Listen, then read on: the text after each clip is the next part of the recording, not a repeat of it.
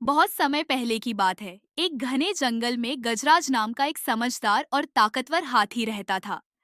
वह बहुत शांत और बुद्धिमान था, इसलिए जंगल के सभी जानवर उसकी इज्जत करते थे। लेकिन जंगल में कुछ शेर और बाघ हमेशा छोटे और कमजोर जानवरों को डराते और शिकार करते रहते थे। सभी जानवर उनसे बहुत परेशान थे। एक दिन गजराज ने इस समस्या को हल करने की ठानी और अपनी सूझबूझ से एक चाल चली। एक दिन जंगल के सबसे खतरनाक शेर सिंहराज ने पूरे जंगल में ऐलान किया, मैं जंगल का सबसे ताकतवर राजा हूँ। अगर किसी में हिम्मत है तो मेरे सामने आकर दिखाए।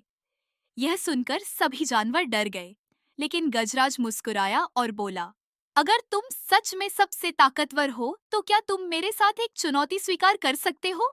सिंहराज हंसने लगा और बोला, चुनौती? तुम जैसे हाथी से? बताओ क्या करना होगा?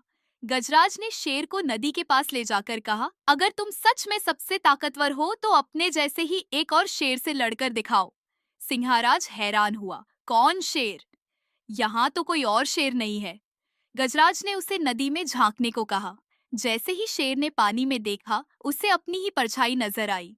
गजराज बोला, देखो ये शेर तुम्हें घूर रहा है। अगर तुम सच में सबसे ताकतवर हो तो इसे हराकर दिखाओ। सिंहराज को लगा कि सच में कोई दूसरा शेर है। वह जोर से दहाड़ा, लेकिन पानी में उसका ही प्रतिबिंब दहाड़ता दिखा। उसने गुस्से में नदी में छलांग लगा दी, लेकिन जैसे ही उसने ऐसा किया वह गीला होकर लड़खड़ा गया। सिंहराज को अपनी बेवकूफी का एहसास हुआ और उसने शर्मिंदा होकर जंगल छोड़ने का फैसला किया।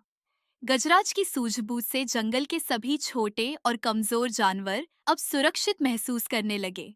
उन्होंने गजराज को धन्यवाद दिया और कहा, तुम सच में सबसे बुद्धिमान और अच्छे राजा हो।